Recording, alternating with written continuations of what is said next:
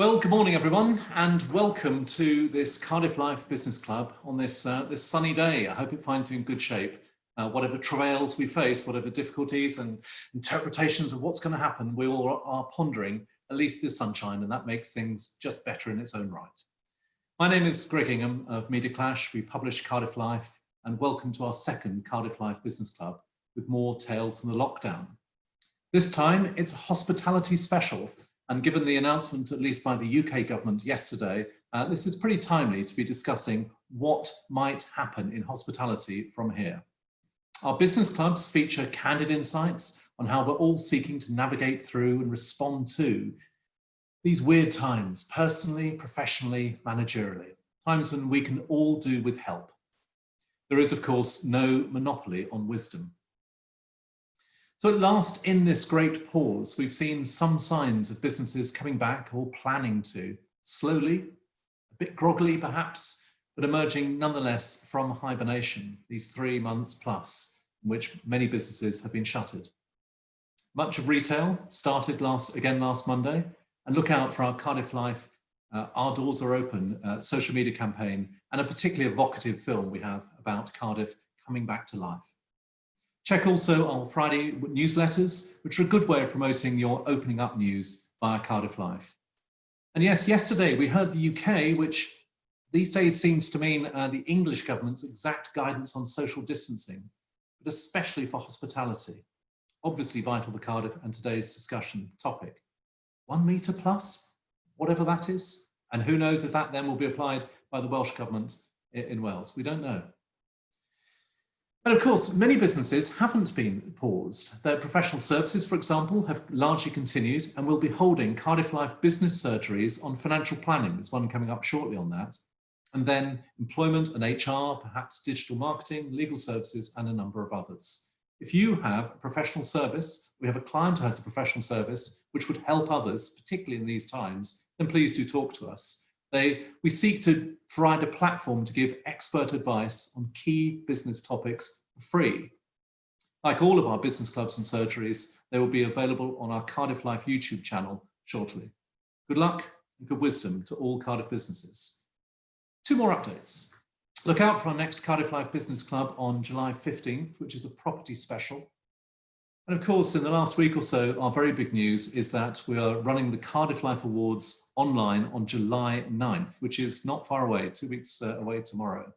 It's free, obviously, and uber glam, absolutely inevitably. We've been sort of somewhere between blown away and humbled with the response we've had from several hundred of you who have registered for that event. It's a chance for Cardiff to come together to celebrate excellence. And if ever there were a time to come together, it does feel like right now. It'll be a lovely celebration, the very best of Cardiff. Thank you particularly, and I will thank again our sponsors here. They've taken the decision to completely back these awards, to help us run the event, to help promote Cardiff and the good that it does, and the brilliance that many companies and organisations do. And we should thank our sponsors for standing behind this. Marsh Commercial leads the way. They are our platinum sponsor. But then there is also For Cardiff, we heard from them last time on the Business Club. Likewise, Savills, and again last time. Hawkins Thomas, a financial advisor. Regis, Cardiff Blues, Park Plaza, and Gennaro. Thank you to our sponsors. We are aiming to create a unique and special event for all of Cardiff. It may even have yet greater reach than the physical event would otherwise have had. And we'll have the odd surprise, as those of you who may remember the strange and brilliant appearance by Gareth Bale in the 2019 awards.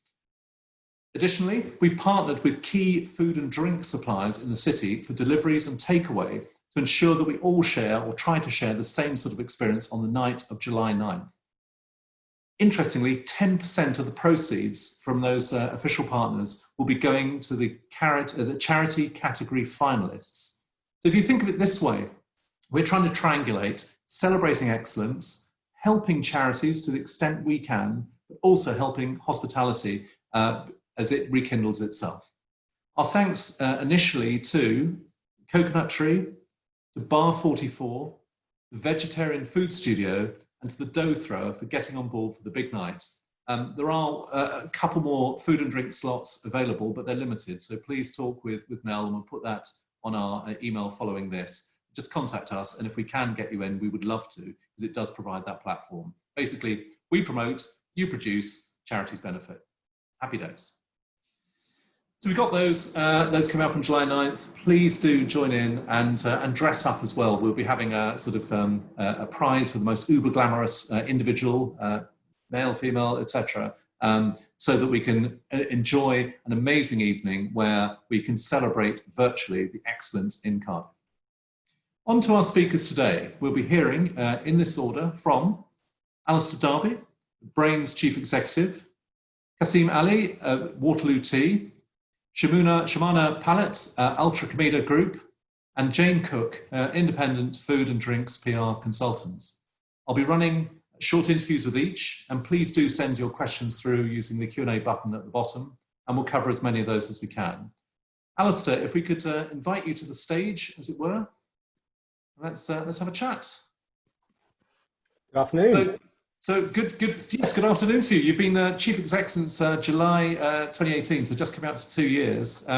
Whatever sort of 3-year planning you might have had running a large business, you could not envisage anything like this, presumably. You had no disaster planning like this, I would imagine. I don't think anybody did, really. So, no, I think I'm in good company on that one. We had disaster planning, but nothing of this sort, yeah. It has been sort of overwhelming, unprecedented, and so on. But just to set the scene, for those who may not know the full scale of Brains, you'd give us some idea of, I don't know, amount of beer, number of people, outlets, whatever, turnover, something to give the positioning of this major business. Well, we're an £80 million turnover business that employs over 1,400 people and clearly has a big impact on a large supply chain in South Wales.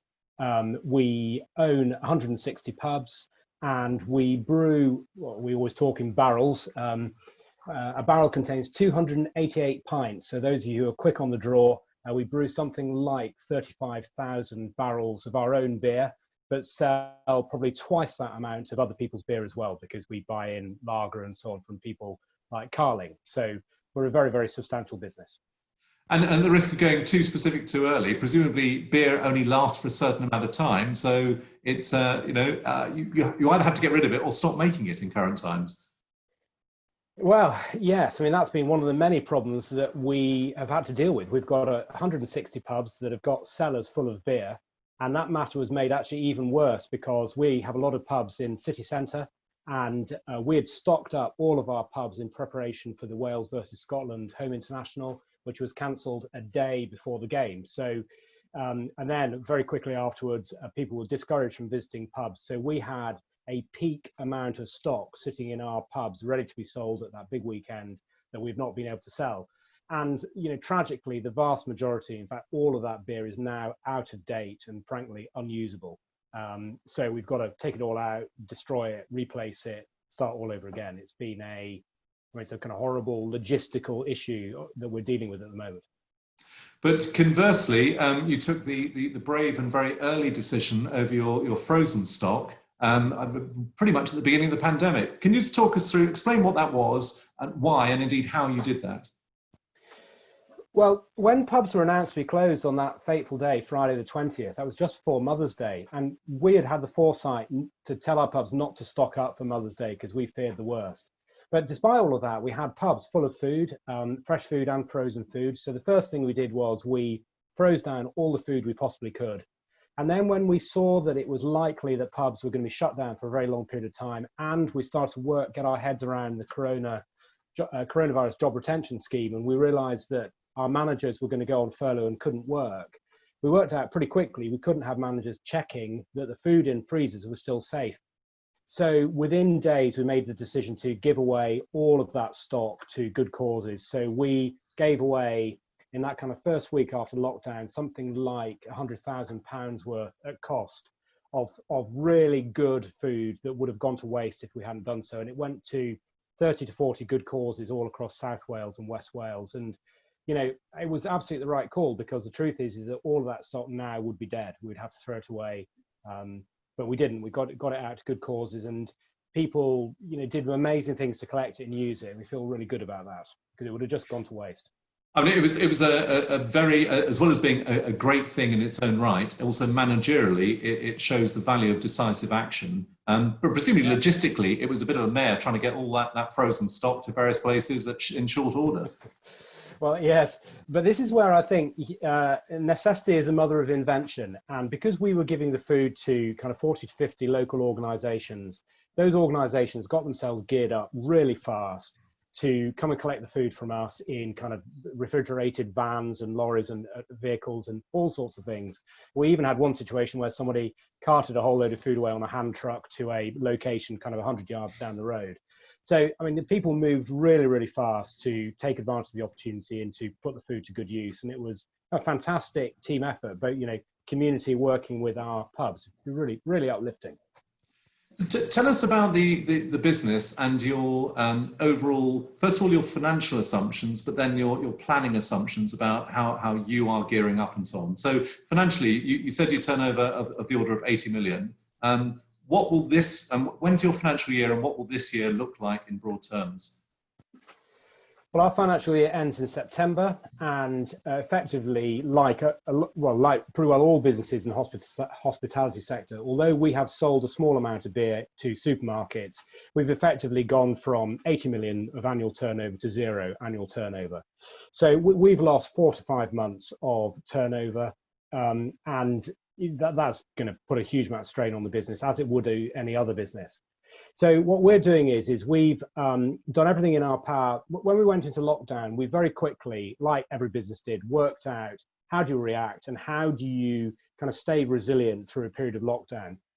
We did that pretty successfully. We've had very good support from our banks. We've had clearly very good support from the government, and our suppliers have been excellent. So, we clicked that all into place very quickly. And then we went into a kind of, right, we've got a period of time here where we can reinvent the business. We're in lockdown. We've got a small team of people kept in work. How do we rewrite the rule book? So we've been with a team of about 30 people. We've kind of reinvented the business and tried to crack through as many problems as we possibly could that we'd not been able to before. And now we're preparing for kind of reopening. But there is, of course, a fourth phase, which I'm sure will be very familiar to many of the listeners, which is not only have we got to reopen, but we've got to find a way of putting this business back on an appropriate kind of financing position, because whilst our banks have been incredibly supportive to us and have extended facilities, that does mean that when we come out of this, we will have a financing structure that is not sustainable for the long term. So there is a fourth element to that which we're working on, which is how do we refinance the business to enable it to fight on for another 130 years? Because we've been in existence for 138 years. And although there have been world wars and pubs have had to close from time to time, nothing of this scale has any of us ever had to deal with. And then to come to elsewhere in your supply chain, your customers essentially, come what may, we will get through in some form this sort of period immediately, but not all pubs will survive. They can't recover, they can't trade at previous levels and so on. You won't have the same routes to market that you necessarily had previously. How are you anticipating that? Well, I think this is one of the tragedies that is going to unfold slowly, I'm afraid to say. There's no doubt that smaller pubs that are going to find it difficult to distance customers where there might be concern about getting infected and so on, they're going to lose turnover, and that's going to make those businesses unviable. I also think it's going to affect smaller brewers and, wholesalers in the market. And this is something that, I'm really, really sad about. I mean, I hope the number of businesses that, that don't make it is as small as possible. We all hope that. But there is no way that a closure of this length of time, where you go from having income to no income, is going to be survived by everyone, despite all of the government support. Because whilst the government support might tide people over during closure, we've all got to reopen whilst that government support is taken away. And I think I've always said that the closing was going to be easier than the reopening, because we're going to reopen at some point in the middle of the summer. We will have missed a whole chunk of really important trading opportunity, and it won't be long. And I keep saying to people, it won't be long before we'll be into September, and then we'll be into October, we'll be into November. And in our trade, and for most businesses, November is the quietest month of the year. So we've got a lot to face into when the government will understandably have no choice but to start pullback support. So I think it's going to be really difficult, sadly. I don't want to load the grief, but there's one other trend which I just wonder how materially, first of all, if true, but then how materially it might impact your business specifically, which the pandemic has accelerated the trend for drinking from home for obvious reasons. But would you expect that to continue? And does that in any material way affect brains, do you think? Well, the move to drinking alcohol at home has been ongoing for years now. The alcohol consumption is split almost equally, 50% between pubs and restaurants and 50% at home.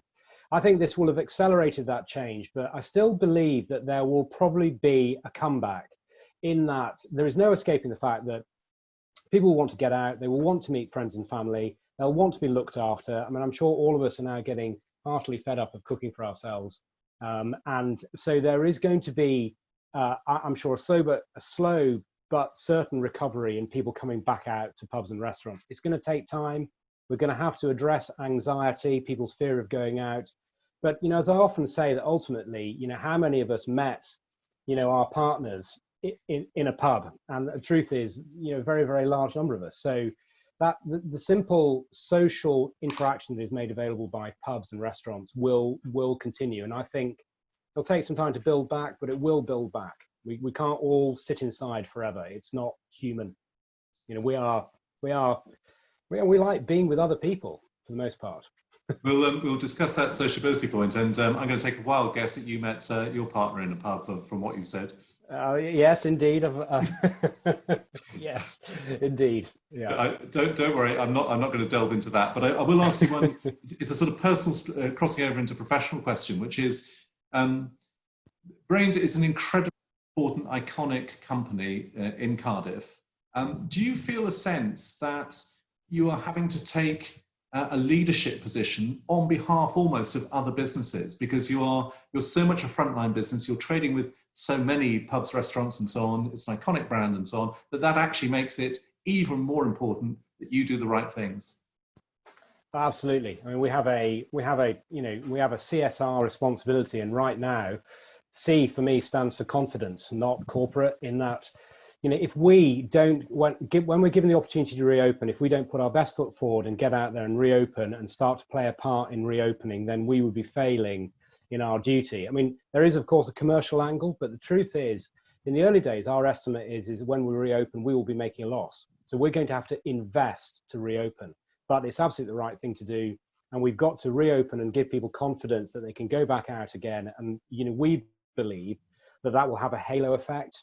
And slowly but surely, as we address anxiety and concern, and we show that we can run safe, clean, pubs responsibly, that will have a knock-on effect for coffee shops, for shopping, and so on and so forth. And we need to get to a position where the kind of restrictions that are currently in place are reduced because we run our businesses responsibly. Because the restrictions as they're currently laid out are, let's be blunt about it, very, very business inhibiting. And we're going to need to break through those. But the only way we can break through those is proving to government that we can play an active and positive part in controlling the spread of this virus. So yes, we have an absolute responsibility.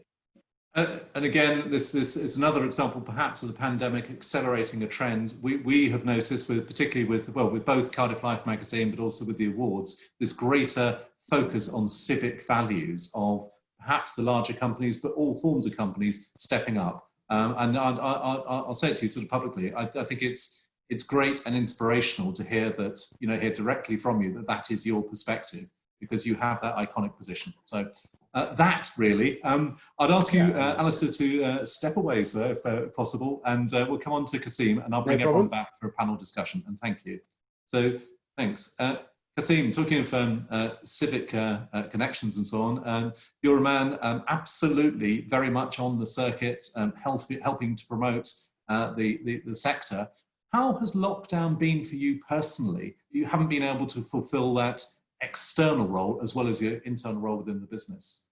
From a personal point of view, I guess like most people, I've got to spend time riding bikes with the kids, and I think that's through the horrific nature of the pandemic, I think there's been some nice things that have come out of it. So we've been able to reconnect with our local surroundings.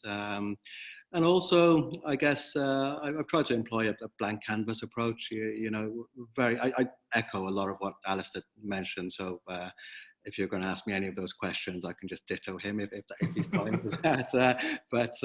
Yeah, blank canvas approach. What are my skills? What's what I enjoy doing? And I've just tried to focus my energies into those. Yeah. Okay, I've just edited all my questions down. They've all gone now. So, but tell us this: your business, you're right in the centre of Cardiff. You're almost a barometer business. You see what that footfall is like, and so on. What have you been able to do in these recent weeks and months from those premises? So we've got 6 sites, 4 in Cardiff, 2 in Penarth. One is on the pier in Penarth, one is in the city centre of Cardiff, and 3 are in local neighbourhoods. We've shuttered them all. We have kept them closed. We've kept ourselves busy with other side projects, not generating income, but I guess personal development. So we've had some of our staff volunteering on some of these projects. And also the things that we've always wanted to do, because our attention has always been fully focused on our bricks and mortar venues. We've seen our online shop quadruple. We've always wanted to have a really innovative tea bag project launch. So we've got funds to launch that, which will help us go into homes and retail as well. So it's really having that time to think clearly and position ourselves for the future. You just said, I think, innovative tea bag project. Could you just amplify that? Yeah, sure. So what we do, so we've got the bricks and mortar. We also import delicious tea in volumes that not many other people do in Europe. So that's what we do. It's all loose leaf, and however, loose leaf is say 7% of the market, if that, and tea bags occupy the rest. And so what we wanted to do was venture into that world, not with a Me Too project, but to actually have great quality tea in sustainable bags and packaging and present that with known provenance. So that's so different to what everybody else is doing out there. I'm a stickler for research. So I've been out to many tea bag manufacturers, and it's funny, one of them said to me, people come here for 3 days and they ask us about the tea around about midday on day 3, and they said it was the first question that you asked, and my reply was, actually, we'll source our own tea for the bags. So yeah, so I think if we stick to what we're about, which is quality, that'll be an exciting project. And that's that online piece. You said it's had stupendous growth, but it's presumably still a fairly small part of your otherwise overall turnover. Yeah, from a low base, it's quadrupled. So we could definitely sex up our website, for example. Those kind of projects. So we're working on that as well. So yeah, there's many things I guess we weren't able to focus on before that actually has given us the time to do so now. Yeah, and you mentioned the team in some cases volunteering and so on. Talk us through how many people do you have in all, whether full time or part time? We have 57 employees, and most of them are full time. Most of them are graduates. And it's a lovely bunch. They're professionals. And one of the campaigns that we've been trying to get involved with is actually how do we value the service sector. This whole talk about frontliners, actually they haven't been remunerated in the way that they should have been, whereas in other countries they are. So if we can apply some pressure along those lines moving forward, I think we can actually come out of this in a better state for the industry as a whole.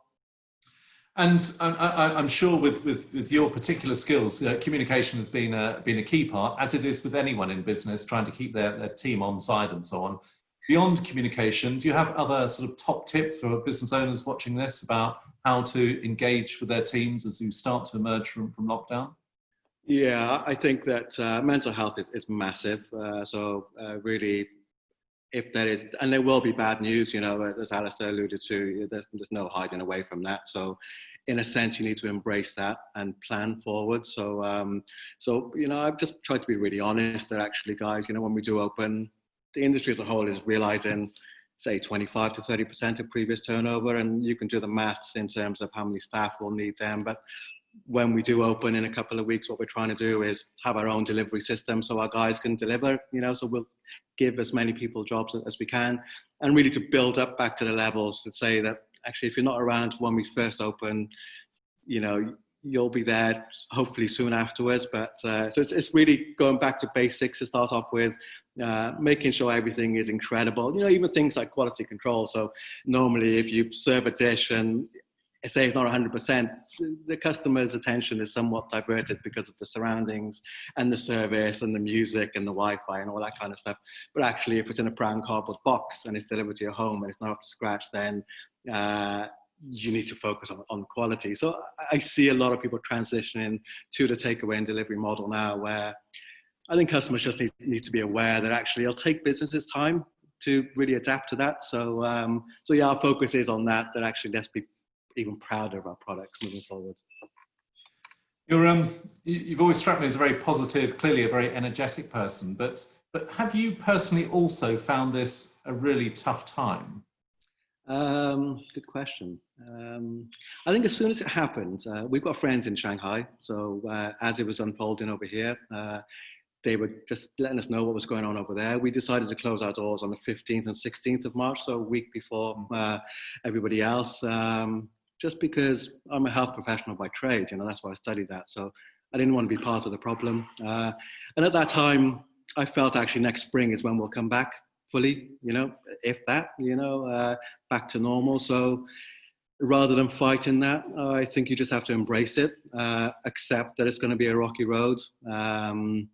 And I remember one day, you know, we were involved in a hospital project and I was in my car, my mum called me and she said, oh, you know, you sound a bit down, are you okay? And I said, oh, Mum, I've just got, yeah, lots of stuff on my mind. And she said, you're always going to have food on the table, so don't worry. And I think it's that kind of realization that things can get messy over here. I think you just need to watch CNN to see what's going on in other parts of the world. And I think be grateful for what you have and actually view it as a challenge. You know, for me, I'm very much, I love starting off projects. I love collaboration. I love bringing people together. Maintenance mode kind of bores me. So in a sense, hopefully I'll be in my element now. Yeah. You've just used a number of words which unite in one of your new initiatives. So challenge, collaboration, bringing people together and so on. Tell us a little bit about the Welsh Independent Restaurateur Collective, the work. Yeah, work, yeah, sounds nice. It's an initiative launched by Simon Wright from Wright's Food Emporium, absolute legend, one of the nicest guys I've ever met. 250 businesses, small and medium enterprise. We formed it because we felt that there are lobbying groups, but often we feel they represent larger businesses and, you know, not us. We felt that government can sometimes be swayed by horrible stories happening in meat processing plants where they have 1,000 people and we're totally different from that. So we felt that if we need to give our voice to it, we're Pan Wales. We cover, yeah, and we have different interests. So, you know, what I'll be saying today, I wouldn't put it down as work's point of view, but we'll have people involved in tourism who need to open up now. And otherwise I'll have that 3-winter scenario. We've got Michelin star chefs, we've got pubs, we've got cafes, we've got restaurants. So everybody's got slightly different challenges, but what we're trying to do is actually engage with government, engage with the civil service, give our point of view, get involved in those discussions. What I've seen is my first foray into that world. And I just see that actually some guys in that sphere are disconnected. They are, I have no idea what a 20-something would be doing when they're starting off a business. How would I expect a civil servant who's in their 60s to do so? So I think the more that we can feed in, it's important that we do so.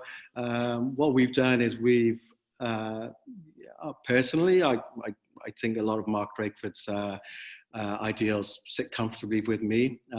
What we're trying to put across is that we support public health policy, but these are the repercussions for our industry.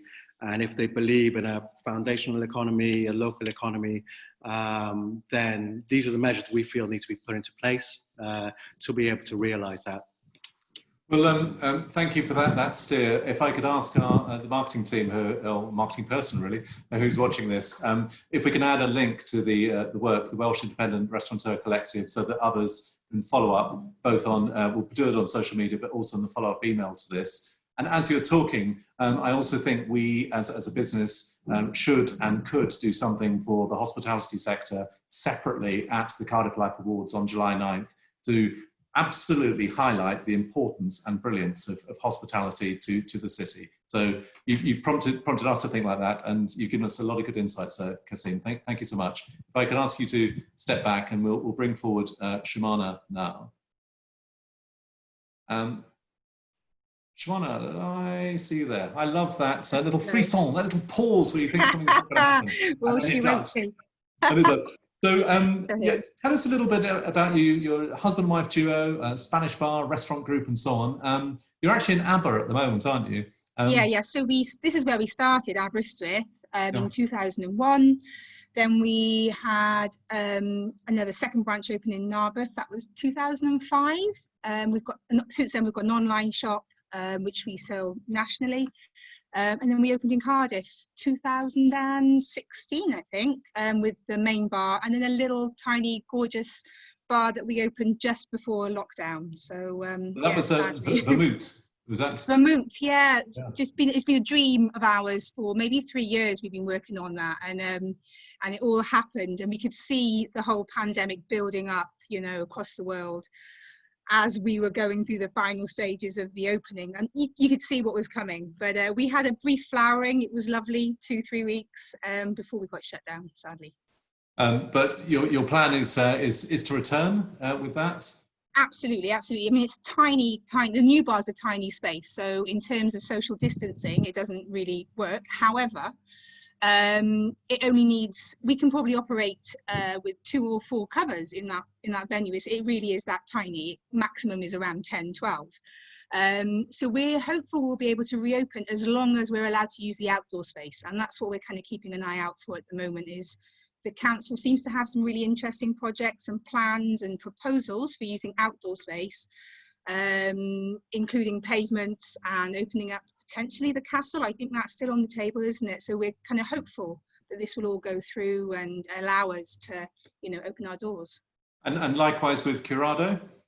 Exactly the same. So the 2 sites are next to each other, and we're hoping that we can use as much pavement space as is allowable. I mean, there are issues with road closures. I know that some roads have already been closed this week, as I understand, and it's causing some problems, and particularly for some businesses, that's causing a problem. So, I mean, I can see from the council's point of view, this is not an easy solution, is it? If you close a road and allow a business to use the pavement, where do the taxis go? Where does your delivery driver go? So it's a really difficult problem, but we are hopeful that we'll be able to use the pavement, yeah. And have you noticed any sort of material differences between the way that the Aber Council are approaching it as opposed to Cardiff, or any sort of insights there? Well, Ceredigion is quite specific. I mean, Wales has been cautious, as we all know, compared with the National English government. However, Ceredigion is like a little special bubble again, and has been even more cautious. So the spread of the disease in Ceredigion has been really low. The council has been really cautious. So we have our premises here in Aber is just around the corner from the prom. So like spitting distance of the sea, and it's beautiful. And the weather we've had this year has been phenomenal. And the prom has been empty because the council is sticking to that rule. It's not allowing any traders to open on the prom. So we had one of the traders reopen in the last 3 weeks. They're the only one that's allowed. No one else is allowed because they don't want to encourage day trippers. So they are keeping the county closed here in a way that I think maybe Cardiff is trying to open up and is looking to open up. So the 2 councils are taking very different approaches, yeah. And tell us this from a personal point of view, as a husband and wife team, you've been absolutely living every single aspect of this pandemic and the lockdown. Has it been a problem shared or a problem doubled, the fact that you're together all the time? I think that's a really good question. I think as a husband and wife team, when you're working together and living together and sharing all your domestic and work problems, it often can be a problem doubled, actually. Having said that, I think this particular pandemic has been useful maybe to live and breathe the same journey. And although it was utterly devastating, the news, and it's been overwhelming and exhausting, to do that together has been useful. And so we were able to keep our doors open because we have a massive shop element to our business. and we have a warehouse we import. So we had a warehouse full of fresh cheese and meats that we've got to turn over, we've got to try and sell. So we kept our doors open and turned into home deliveries. So from the start, we had a reason to get up in the morning and to go to work. And that structure, even though it was weird, because we'd go out and there were no cars, there were no people, it was just us in a hollow, empty vessel of a building that normally is bubbling and full of life. At least we had like kind of 9 to 5 routine, Monday to Friday. And doing that together, I think, has been helpful, actually. Yeah. But there have been moments. Well, we won't intrude on those moments. We'll come to a slightly less personal area, which is your suppliers. How helpful, supportive have they been when you perhaps just haven't had the cash flow to be able to settle all the bills? Or how have you approached that? We have a great working relationship with our suppliers. So our first concern was the smaller suppliers that we buy from, and we made sure that we paid our bills. So we made sure that the small companies were all paid and we weren't going to leave anyone short, because this is the problem, isn't it? So we talk about hospitality, but restaurants and bars don't exist in isolation. We need the supply chain. So we made sure we paid our suppliers where we could.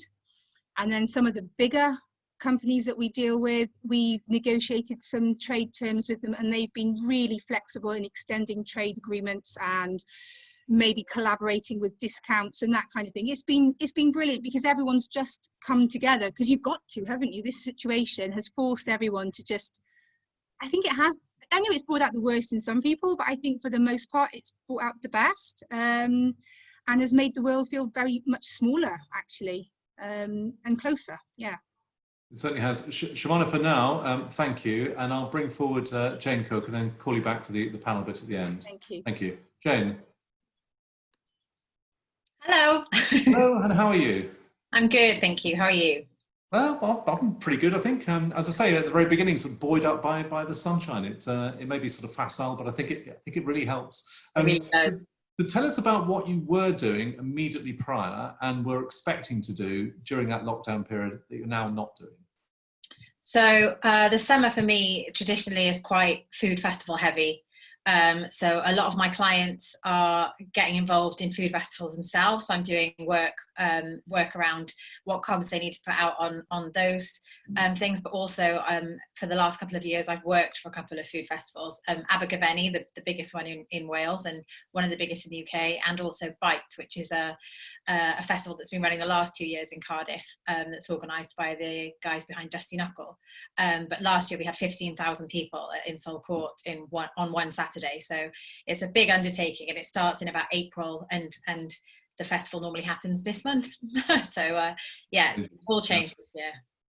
So what have you been able to do? I mean, your sole source of income is your ability to write about food, and that's been more problematic. I'm guessing that, but. Yeah, so luckily not all of my clients are based sort of high street. So I've got a couple of clients who for them, their business is very much online selling anyway. And obviously, as you can imagine, they've seen a massive increase in people wanting to get stuff delivered at home, because even though people are stuck in the house, they still want to treat themselves to nice food, nice drink. So that has been, in that case, some of those clients came through and said, right, we're a bit overwhelmed. Can you help us with this? Because we're seeing demand increase.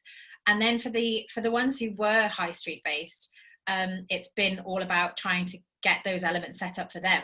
So how do we sell more online? How do we get more people to click and collect? How do we communicate that we're working in a way that we've never worked before, and make sure people understand that we're trialing this and it might not be perfect straight off the bat, but have a bit of patience with us. So after the first shock impact, where everybody went a bit quiet for the first sort of 3 weeks, once people started to find their feet and find ways of working, kind of the phone started ringing again, and people were saying, right, we need to get the word out that we've come up with an idea of how we can work our way through this. Help us communicate that.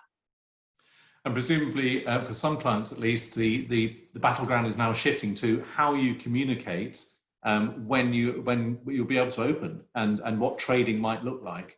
Yeah, exactly. And trying to get a grasp on what will be possible. So Shimona touched on it with kind of the council plans for outside spaces, but there's kind of a few different rumours going around the hospitality rumour mill. So everybody's waiting to get the right information, and things like the independent restaurant collective that Kaz mentioned. That's a great way of everybody talking to each other and going, well, I've heard that this is going to happen, and how are you doing that? So yeah, it's communicating how they can open again safely and make customers feel confident that that's nothing to worry about, but also how they can open within the parameters of the new world that they're going to be going into. I suppose, I mean, in a sense, words are right at the front line of all businesses in this lockdown, this great pause period, because communication is for some businesses, that's all they've been able to do. But if anything, communication is going to be even more important in terms of reassurance. And if you just explore that about how you would seek to persuade people on this call that it really will be safe to go to XYZ restaurants. What would be your approach professionally? Yeah, I think it's really important that people address the safety issue, because I think that what's been really interesting over this period is how different people have responded differently. I've got friends who can't wait to just be let back into the pub or a restaurant or wherever else. And I've also got friends who now have developed quite a lot of anxiety about being back in spaces with other people and want to know what measures are being taken to make them feel safer, and whether things will be correctly socially distanced and how that's going to be implemented. So I think making those points will be really important, because while there will be some people who will be battering down the doors, there'll be some who need coaxing a little. And it may be that you'll win favour by, being the most transparent and being the most demonstrative with the measures that you've put in place. The other thing that I would say is to be a bit vulnerable. It's okay in this time. People are expecting you to, we've all been on a journey. So it's okay to say we're finding our way through things, not so much with the safety element, but with kind of new products and trials. It's okay to say this has been tough on us and kind of wear your heart on your sleeve a little bit. I think that's what people are expecting. In a sense, and this applies in other business clubs that we've run and other sectors, there's a sense that the sort of pretense of business and the brand and the big I am and so on, much of that has disappeared. We're all flesh and blood, and we're all saying, we don't fully know. We have that empathy of what it's like for a customer to turn up if they have any degree of anxiety, and we're just trying to figure it out. And it just makes it much more human dialogue. And I just wondered if that changes how you would anticipate communicating. Yeah, I think people buy from people, and over the past few years, there's been a big shift between people buying from brands and then people buying from almost ideologies and kind of what they think the brand stands for.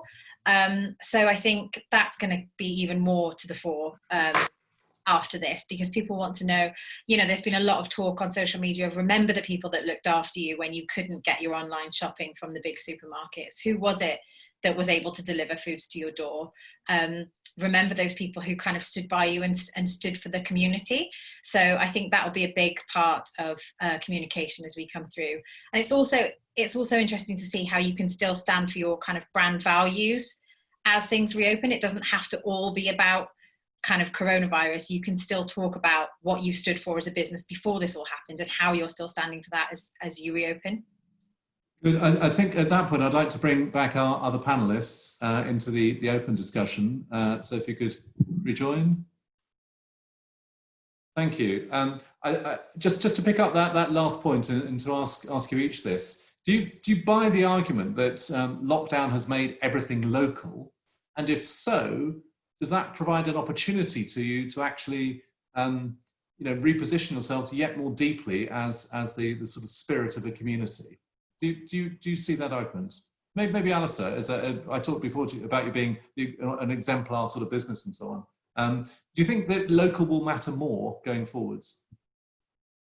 I wish it would, but I think there's going to be a yes and no response to that. And the only reason I say that is that, what we're seeing from all of the feedback we're getting from customers and from staff is there's a kind of a third split. So to Jane's point, we've got a third of people who really want to come back to work and really want to come back to pubs. We've got a third of people who kind of want to come back to work, but anxious, and customers who are anxious. And then we've got a third who sadly actually have got, I can't really find the word, but they're really scared about coming back, have developed a degree of cynicism about stuff and so on and so forth. And that, which is disappointing, but I can see that it's driven by kind of anxiety and so on. But one thing I would say is that there's no escaping from the fact that, you know, the really big winners out of lockdown are massive multinational companies, Tesco, Amazon, you name it. So whilst I think there has been some really doughty support for local businesses, which is fantastic, I think people also have got very, very used to receiving stuff from a kind of the big behemoth is Amazon. And I don't know about you, but if you look at kind of bin collection day at the moment, you look at the amount of cardboard being collected, there's been a lot of online shopping going on. And that sadly will have come mostly from big businesses like Amazon, not from small local companies. So I think it's going to be a bit of yin and yang, sadly. Yeah. Kasim, do you agree with that? Well, I think talking from my own personal experience, our first shop, for example, is a few streets away from where we live. We bought furniture from people in the next street. The counters were made from Malcolm, who lived on the street further down. The shop fit and the building work was done on the person on the street after that. Our cakes were baked on the street next to the tea house. So we've always had that local philosophy. And as we've grown, we've tried to retain that. Yeah, I think there's value in local for sure, because we can see that money spent with multinationals is not money that stays in our economy, in our local economy, and we need that more than ever. So I think, as Jane was saying, that it's just a case of communicating that to customers, and I think, you know, just on a broader point, I've always felt that actually this rush to go back to how things were will be detrimental in the long run, and perhaps we should pause and think about what are the values. You know, people in our industry don't go into it to own a yacht. You know, we do it to be connected with our community, to do nice things, you know. So I think that stress on local needs to be pushed. Sure, I agree with the third philosophy that Alistair mentioned, but I think it's our job to communicate why local is better. Joanna, just to put it into one of those angels or devils sort of things that commentators like to do, is it A, a threat because we've all got used to buying from multinationals who don't pay their tax and all the terrible things that they do, or B, is it an opportunity for local companies because that sense of local provenance, as Kasim has touched on, is actually even more important? I think it's a bit of both. Can I do that in between? But I think we've seen a shoring up of support from our customers, and you know, there's a lovely groundswell of kind of support for local and independent businesses, or just corner shops and the guys around the corner who delivered. So I think I'm hopeful it will continue. I think the reality is that big business will always win out because they've got the logistical advantage. But I think, as Kasim said, that we need as businesses to explain and communicate why it's important for customers to support us. I mean, for example, you know, if we just look at Casa Towel, which is a great homegrown company and has, you know, it serves the whole of Wales so well. And if you can support local businesses, they will grow and flourish and support your community. So I think we just need to communicate that better with our customers. Okay, let's come on to the social distancing point. We don't know what the Welsh Government will decide, either in terms of the detail nor the timing. But as do you have a working assumption that it's going to be, you know, all but the same as the UK or English governments, 1 metre plus? I'm hopeful that it will be the 1 metre plus. I don't know what everyone else is thinking, but fingers crossed for the 1 metre. Yeah, well, I think we all hope that that the path that England is treading, that there isn't going to be a kind of big spike in infection, and that will confirm that 1 metre plus is okay. I mean, I think we all want that because it makes a vast difference to our businesses. And, you know, we don't, I mean, in truth, the vast majority of our businesses even in Brains, are not big square footage pubs. They have small kitchens and small bars and small areas for customers. And, you know, it's statement the obvious, but 2 metres to 1 metre allows you to quadruple your capacity. And that for business is a big number.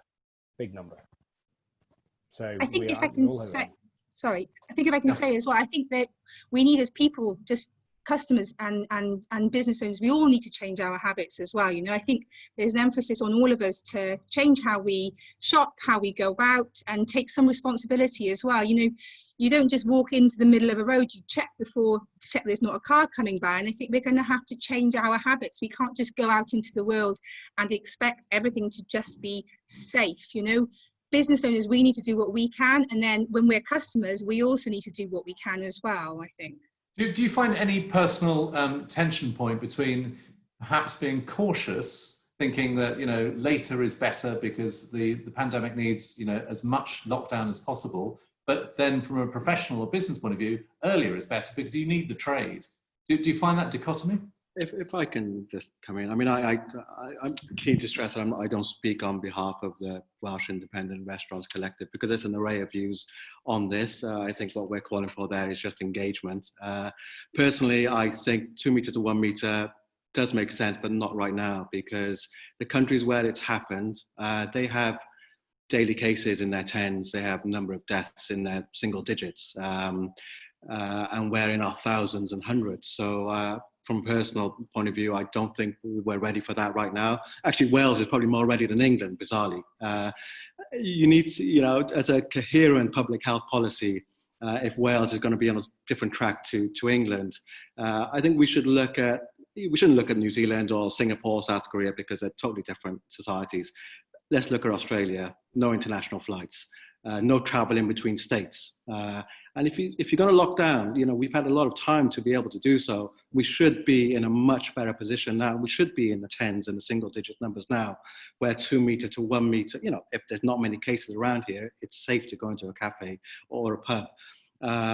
So I think I understand why, you know, central government is going down this line, but, you know, the argument used, okay, the damage done by not opening is more than during lockdown.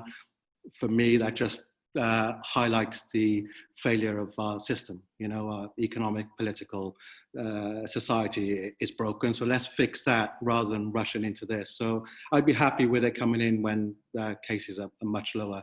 But that's my personal point of view, and I'm probably a lone voice in business.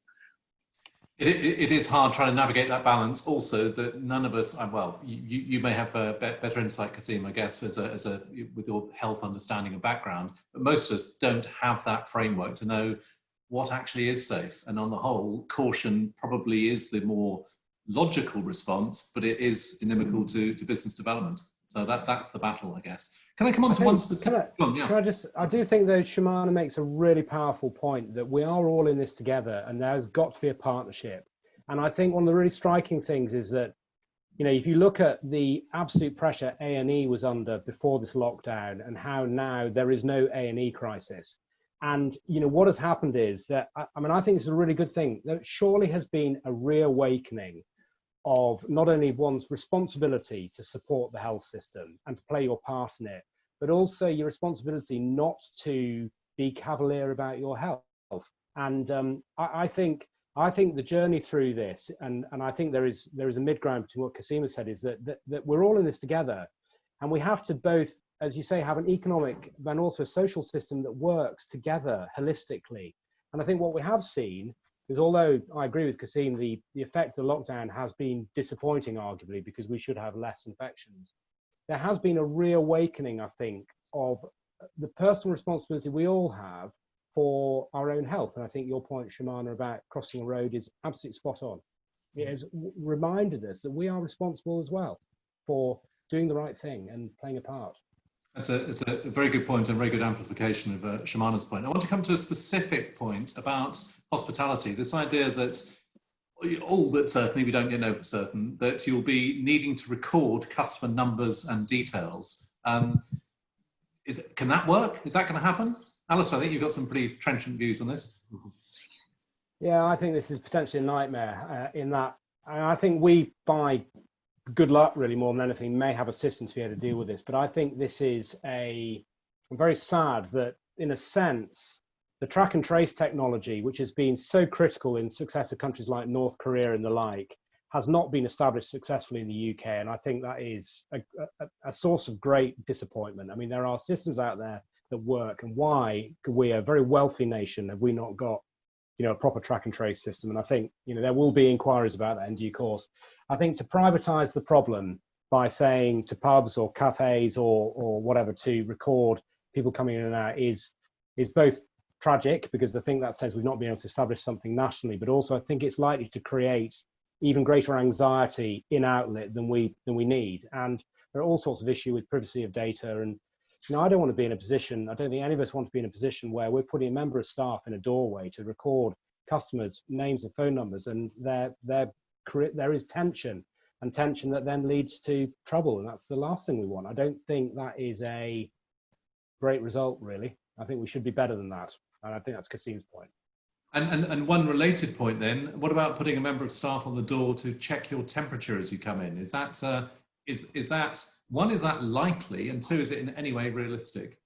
They have these. I mean, in the US, there are a lot of good companies that done work on this. In Hong Kong, there's the Black Sheep COVID handbook, which was notorious.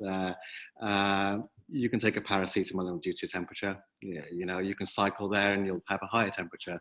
So just in terms of logging people's data, like we've always had a walk-in policy. If we do open up, when we do open up, we'll have a table booking service. We've developed, we've got tech on board now, so we've changed our EPOS system, and another website and an app, so people can book in. We retain their details, and we can give those to Matt Hancock if he chooses. Giving to the nation, Kasim. I just wanted to bring in a couple of questions here. One is from Tina Price. With regard to social distancing, when the smoking ban was introduced, establishments invested a lot of money in outside space. Would you be prepared to make further investment to develop your outside space, subject to council approval and so on, to generate more trade? Is that on your agendas? Yeah, well, we already are. We're looking in for our Aberystwyth premises. We're looking at awnings, for example, because through this lovely sunny period, we've had continual queues because we can only serve one customer at a time in the shop. It's going to rain soon. It's Wales, so we've already invested in some quite costly awnings with a view to the winter, people being able to queue and keep themselves sheltered. And yeah, for sure, we're looking at outdoor parasols and tables. It's more investment at a time when you're actually losing money, so it feels counterintuitive, but it is the only way forward. It's counterintuitive, Alistair, but is it essential? Is it a way forward for some of the pubs that you trade through? I have a pragmatic view on this, which is that in the end, we all know that you can put awnings out and you can extend the season in your outside areas. But the fact is we live in a rainy, windy, cool country, and that will help us only for a short period of time. For me, I mean, we haven't quite got the challenge that Shimana has got, where you've got a very tight premises. We've got slightly bigger premises. I think our focus is on trying to make sure the premises we've got work as effectively as possible, of course outside, but also inside, because we're going to have to trade successfully through the winter if we're going to, all of us are going to stand a chance. So that's really where our focus is. But to your point about investment, I mean, to reopen each one of our pubs, we're going to have to invest initially probably £2,000 per pub in getting all the kind of sanitation and PPE and all that kind of stuff. So, we've got 100 pubs, managed pubs, and then all of our tenants. That's already, £200,000 of investment. I mean, that doesn't allow us, sadly, much room to build many awnings.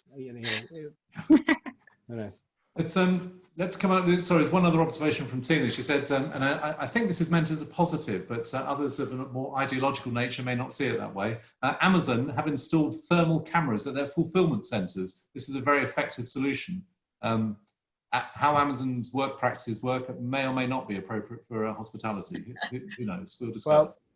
Well, we've had quotes for thermal imaging at the entrances to our pubs, and the cheapest quote we've had, and that is for a handheld accurate thermal imaging thermometer, is £7,000 per unit. So, as you can imagine, that was a pretty short conversation. Because the point is about this is, if you're going to invest in thermal imagery, you've got to be able to count on its reliability. And Kasim's point is well made. You could take what you don't want is a situation where somebody's arguing the toss in the lobby of a pub that they have or haven't got a temperature. And therefore, if you're going to put thermal imagery in, you've got to put stuff that's really high quality. And the minimum price of that, I mean, a fixed installation that wouldn't have to be manned by a member of staff that would sound an alert, was 15 grand per unit. So, Couple of very brief follow-up points from Tina. Yes, it is positive and it's not intrusive. And she was at a tour yesterday and experienced it. So, you know, maybe for larger premises potentially, but the cost does sound as though it's prohibitive for the majority. I want to come on. We've run out of time. We've got so much to discuss still.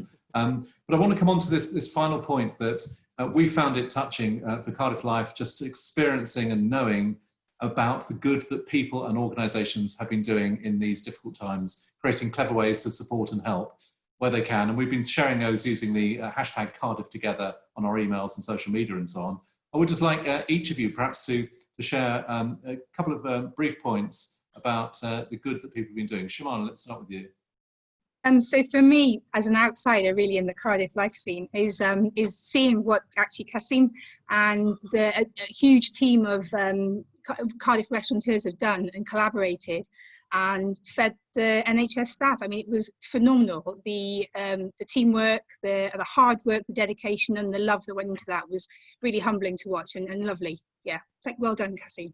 That's very lovely. Well, Kasim, come on, tell us a bit more about the Feed the Heath specifically. Yeah, I'm not here to take the credit for it, but I'll just let you know how it went. We saw that restaurants were closing, they were emptying their fridges, and rightly so. I spoke with our local hospital. They said that they were getting 1,000 meals delivered without any notice. Sometimes they would go to waste.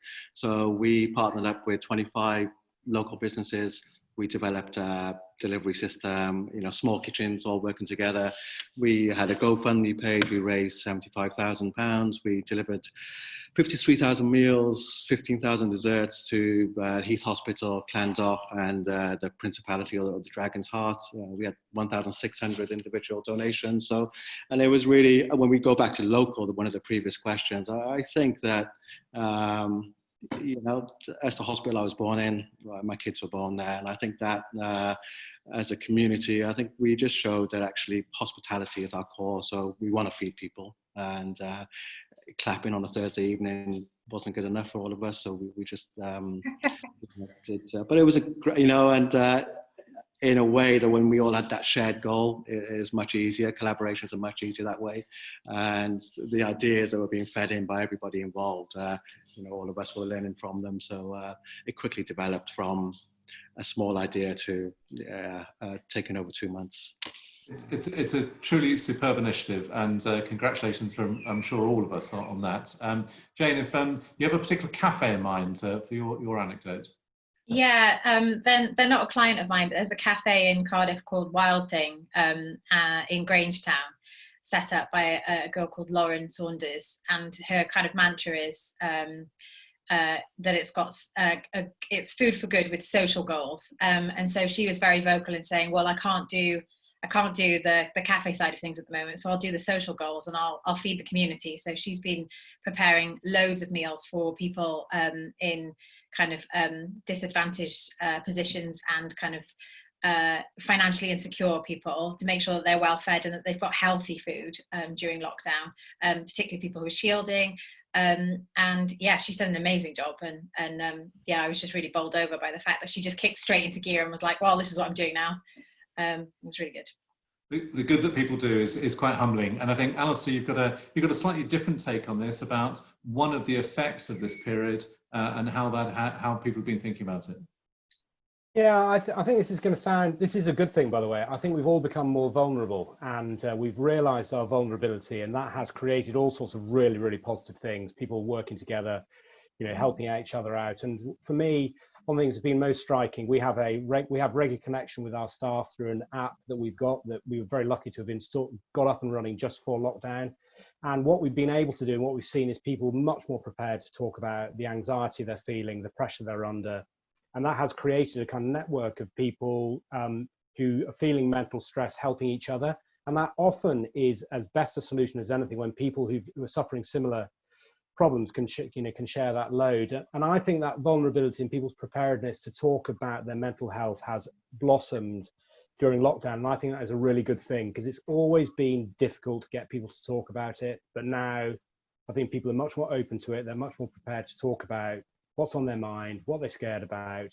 And that is a real change for the better, undoubtedly, I think. And it will create I sincerely hope that it will create a more caring society than when we came into this, for sure. So that's a very, very thoughtful note on which to end. Our thanks to our panelists today, to Alistair, to Jane, to Kasim and Shimana. Thank you for all of your time as well today. Look out for our next Cardiff Life Business Club on July 15th about property. Check those Cardiff Life business surgeries, the one we're lining up on financial planning, others on employment and HR and so on. And please, please, please, please, please don't miss the Cardiff Life Awards on July the 9th. It'll be just a tremendous celebration, and we all need it, if only from a cathartic or coming together point of view. It will be good for us all. Please, our very best wishes, our thanks to our panelists, and we wish you all the very best of luck in navigating these unimagined times. And let's hold to the belief that our panelists have been saying today, that enduring good can come from this. This has been a Media Clash production, and this has been the Cardiff Life Business Club. Thank you very much indeed. Cardiff together. Thank you.